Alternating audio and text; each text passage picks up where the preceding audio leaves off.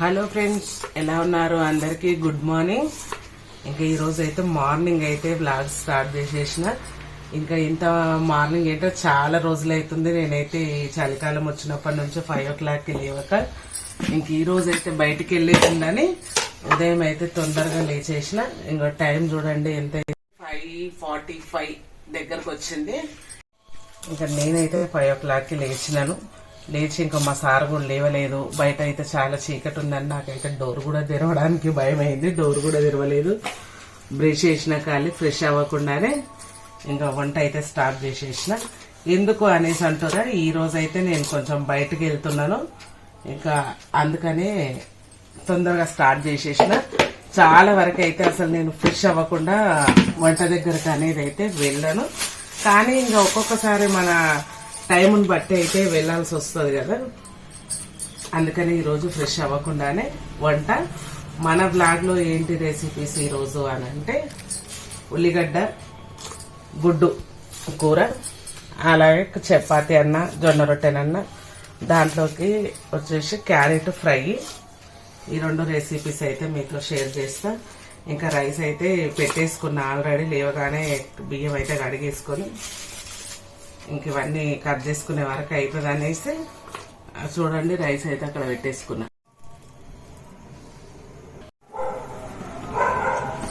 ఇంకా మా దగ్గర కుక్కల సౌండ్ కూడా స్టార్ట్ అయింది.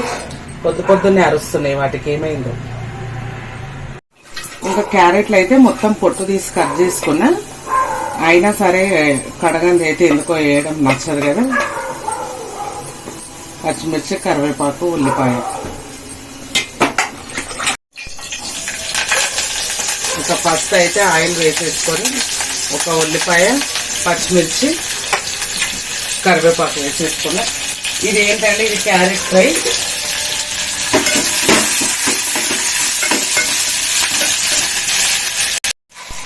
మినప్పప్పు, నేనైతే కొంచెం పప్పు ఎక్కువ వేస్తున్నా. మనకి క్యారెట్ రొట్టె తినేటప్పుడు మనకు అది వస్తుంటే పంట కిందకి తగులుతుంటే బాగా టేస్ట్ అనిపిస్తుంది. మినపప్పు, శనగపప్పు ఇది వేసుకున్న తర్వాత మంచిగా అల్లం వెల్లుల్లి పేస్ట్, పసుపు.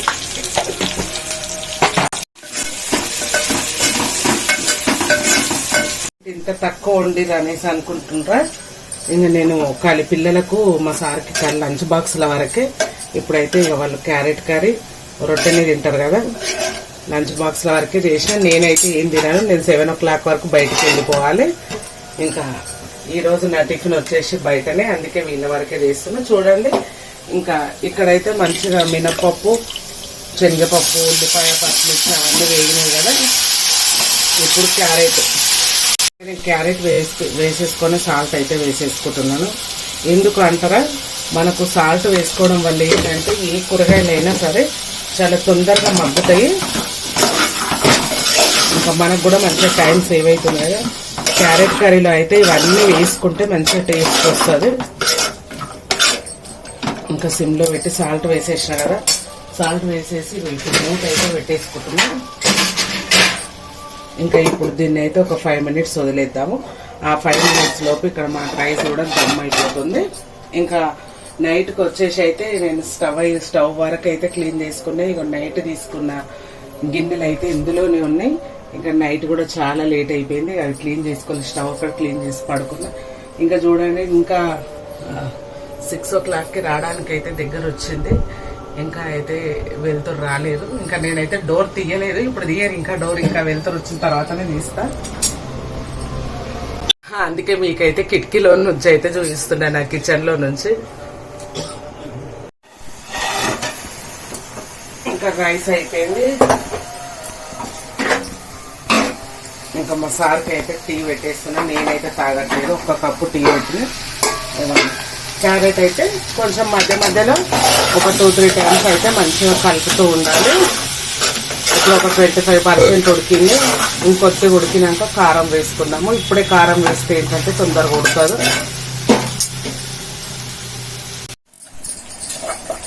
ఇంకా క్యారెట్ ఉడికి టీ మరిగేలోపు టైం ఉంది కదా, అప్పటి వరకు ఇక దీంట్లో అయితే సింక్లో అయితే క్లీన్ చేసేస్తున్నాం. అయితే ఎప్పుడైనా కానీ ఉల్టా సిస్టమేటిక్ ఇక ఎప్పుడైనా టైం లేనప్పుడు ఇలా చేసేసుకుంటాను. టైం ఉంటే మాత్రం ఖచ్చితంగా ఇప్పుడు నేను బయటకు వెళ్ళేది లేట్ 5 o'clock లేచిన ఫ్రెష్ అయ్యి పూజ అయిన తర్వాతనే వంట అయితే స్టార్ట్ చేస్తా. ఏదైనా పని ఉన్నప్పుడు అయితే తప్పదు కదా.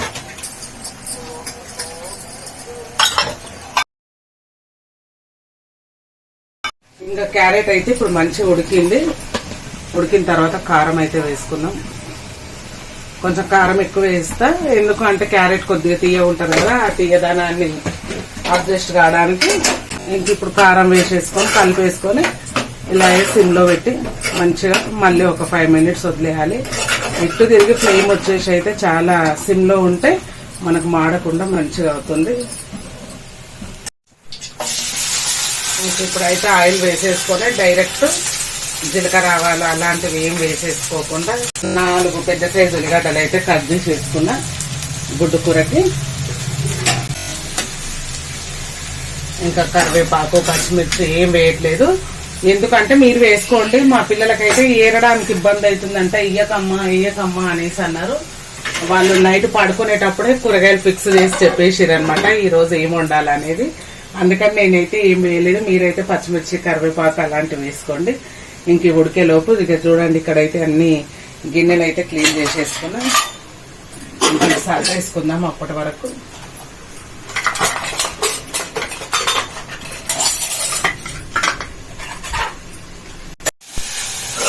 ఇంకా క్యారెట్ అయితే చూడండి ఎంత బాగా ఉడికిపోయిందో, మంచి కలర్ఫుల్ వచ్చేసింది కదా.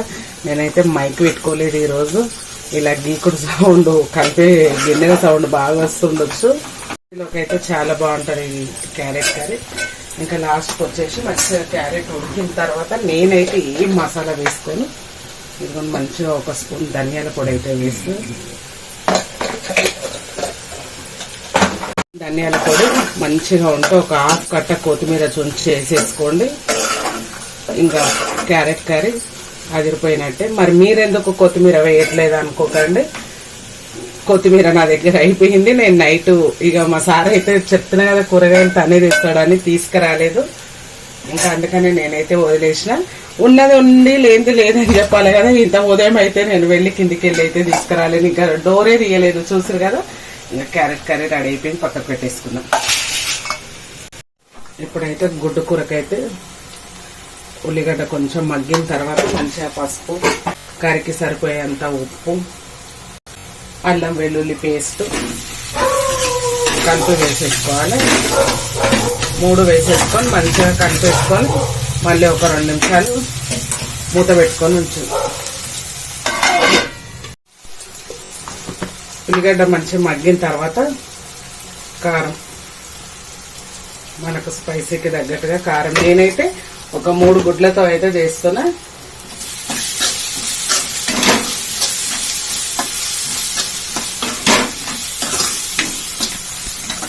వాటర్ అయితే వేయను, నూనెలోనే గుడ్డు కూర.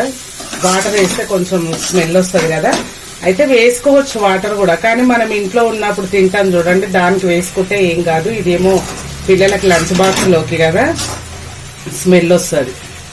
మంచిగా ఈ ఉల్లిగడ్డ కారంలో ఉడికేంతసేపు దీన్ని ఒక 2-3 నిమిషాలు ఉంచేసుకొని, ఇక్కడైతే జొన్న రొట్టె అన్ని కలిపిన పిండి ఉంది కదా, దాంతో అయితే ఒక 2 రొట్టెలు అయితే చేస్తాను. ఎక్కువ చేయట్లేదు, ఎందుకంటే మా సారేమో జొన్న రొట్టె అడుగుతున్నారు, పిల్లలేమో చపాతి అడుగుతున్నారు. ఇంకా మా సార్కి అయితే 2 జొన్న రొట్టెలు అయితే చేస్తున్నా. ఈ పిండి అయితే అన్ని జొన్న పిండి ఒకటే కాదు కదా, ఇందులో రాగులు, సర్దలు అవన్నీ వేసి పట్టించిన పిండి కదా. మనకేంటంటే ఇది ఎంత బాగా పిసికితే అంత మంచిగా వస్తుంది. దీన్ని వేడి వాటర్ అలా వేసే అవసరం అయితే లేదు.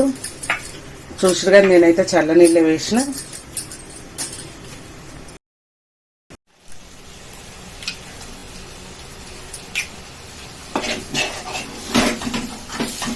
కొంచెం కలపకుండా ఒక 2 minutes ఇలాగ పెట్టేసేయాలి.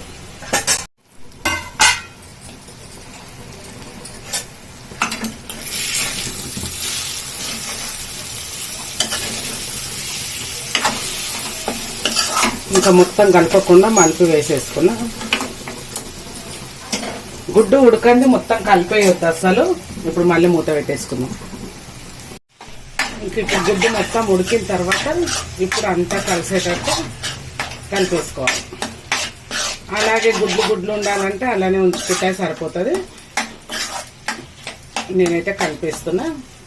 ఇలా ఉడికిన తర్వాత కలిపేసుకుంటే ఏంటంటే మనకు పిల్లలకి బాక్స్లో కట్టినా కానీ నీచు వాసన అనేది రాదు. లేకపోతే కొంచెం ఎలా అయినా కానీ మూత తీసే వరకు స్మెల్ వస్తుంది. ఇంక ఇప్పుడు కలిపేసుకున్న తర్వాత మరి మంచిగా డ్రై అయ్యే వరకు ఉడికించుకోవాలి. దీంట్లో ఒక 1 స్పూన్ ధనియాల పొడి ఇంట్లో చేసుకున్నది, అలాగే లవంగాలు, ఇలాచీలు, సాజీరా వేసి అయితే ఇంట్లో చేసి పెట్టుకుంటాం కదా స్టాక్ గరం మసాలా, అది ఒక 1/4 టీ స్పూన్ వేసి కలిపేసుకొని ఎట్టు తిరిగి సిమ్లోనే ఉంచుకోవాలి. ఇంకా చూడండి మంచి ఉల్లిపాయ ఎగ్ కర్రీ అయితే రెడీ అయిపోయింది. లాస్ట్కి అయితే మనకు సైడ్లో నుంచి ఆయిల్ అయితే వచ్చేస్తుంది కదా. ఇంకా నేను దీంట్లో కొత్తిమీర కూడా అయితే ఏం వేసుకోవట్లేదు. ఇంక ఇది పక్కకు పెట్టేసుకుంటున్నా. అయితే చూడండి ముద్దలా చేసేసుకున్నా. ఇది మనం చపాతీ కర్రతో కూడా చేసుకోవచ్చు, ఎందుకంటే అన్ని కలిపి ఉన్న దినుసులు కాబట్టి. నేను ఆల్రెడీ మీకు ఇంతకుముందు వీడియోలో అయితే చపాతీ కర్రతో చేసిన రొట్టె కూడా వీడియో అయితే షేర్ చేసిన. ఇంకా ఈరోజు అయితే ఇలా చేయితో చేసుకుంటున్నా. ఒక్కొక్కసారి ఒక్కొక్కలాగా మూడుని బట్టి చేసేస్తాను. ఈ అన్ని దినుసులు కలపడం వల్ల ఏంటంటే జొన్న రొట్టె తినబుద్ధి కాని వాళ్ళు, పిల్లలు కూడా తినరు కదా. ఇలా అన్ని దినుసులు కలిపితే వాళ్ళకు జొన్న రొట్టె ఫీలింగ్ తెలియదు. మళ్ళీ ఇంకొకటి హెల్త్కి కూడా మంచిది. ఈ మధ్య నేను పొద్దుగా లేవలేకపోవడం వల్ల చేయట్లేదు. లేదంటే రోజు ఇదే టిఫిన్ మా ఇంట్లో ఖచ్చితంగా. మధ్యలో ఇడ్లీ, దోశ అలాంటివి అయితే చేసుకుంటా.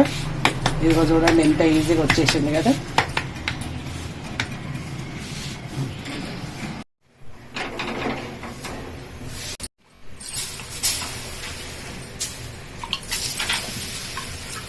మంచిగా రొట్టెనంతా వాటర్ వేసుకొని తడిపేసుకోవాలి. నా వంట అయిపోయే వరకు ఇంకా బయట వెలుతురు కూడా వచ్చేసింది. ఇంకా ఇప్పుడైతే ఇక కోడి తీయాలి. చూడండి కిటికీలో నుంచి ఇంకా తెలియని వాళ్ళ కోసం ఏంటంటే తడి పెట్టుకుంటాం కదా. తడి కొంచెం మొత్తం కొద్దిగా ఆరే వరకు ఉంచుకొని ఇలా రొట్టె మలిపేసుకోవడమే. ఇలా మనకు వెళ్ళిందంటే మనం కర్ష పెట్టగానే వెళ్ళిందంటే కాలినట్టు అర్థం. ఎండ అయితే బాగా స్టార్ట్ అయిపోయింది కదా. పావురాలు అయితే చూడండి పొద్దున్న లేవగానే వచ్చేసింది, వెళ్ళిపోయింది. మా సార్ కెమెరా పెట్టిండో లేదో, ఫోన్ పెట్టిండో లేదో ఎగిరిపోయింది. కొంచెం కాలిన తర్వాత మళ్ళీ మల్టి వేసేసుకోవాలి.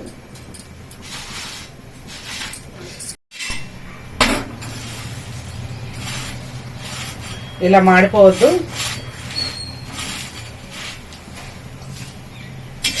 ఈ రొట్టెలు ఏంటో ఒక్కొక్కసారి అయితే మంచిగా చపాతీ బూరె పొంగినట్టు పొంగుతాయి, ఒక్కొక్కసారి అయితే పొంగ ఇలాగే ఉంటాయి.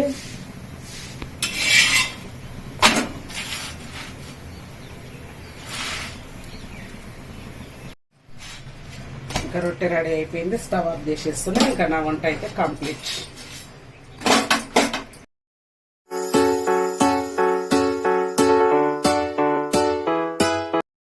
ఇంకా ఈ రోజు అయితే మన బ్లాగ్ లో అయితే ఇంతే చేసేసిన. ఇంకా చారు అలాంటివి చేద్దాం అనుకుంటే వద్దన్నారు పిల్లలైతే. ఇంకా పెరుగు కట్టేస్తా, పెరుగు ఈ కర్రీ. ఓకే ఫ్రెండ్స్, మరి వంటక సెక్షన్ కాడికి అయితే అయిపోయింది. ఇంకా మొత్తం అయితే సర్దేసేసుకున్నా. ఇంకా స్టవ్ కూడా అయితే తుడిచేసుకున్నా, ఎందుకంటే ఇప్పుడైతే మళ్ళీ ఏం తోమలేదు. క్లాత్ అయితే తుడిచేసుకున్నా అయిపోయింది. ఇంకా పిల్లలకు బాక్సులు కూడా అయితే కట్టేసిన. ఇంకా మిగతాయి ఇప్పుడు వంట చేసుకున్న గిన్నెలు ఉన్నాయి కదా, ఈ గిన్నెల కాడకి అయితే క్లీన్ చేసేస్తున్నాయి కదా.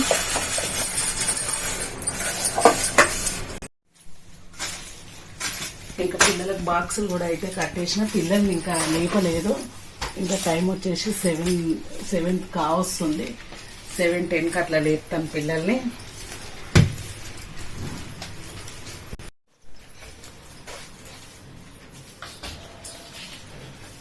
ఫ్యాన్ బంద్ చేస్తే చాలు పిల్లలు ఇంకా మసలడం అయితే స్టార్ట్ చేసేరు. ఎండాకాలంలో అయితే మనం పిల్లల్ని లేపాలంటే మంచి టెక్నిక్. ఫ్యాన్ బంద్ చేసినామంటే లేచి కూర్చుంటారు. ఇంకా మా పిల్లలు అయితే ఫ్యాన్ లేకుంటే ఖచ్చితంగా లేచి కూర్చుంటారు.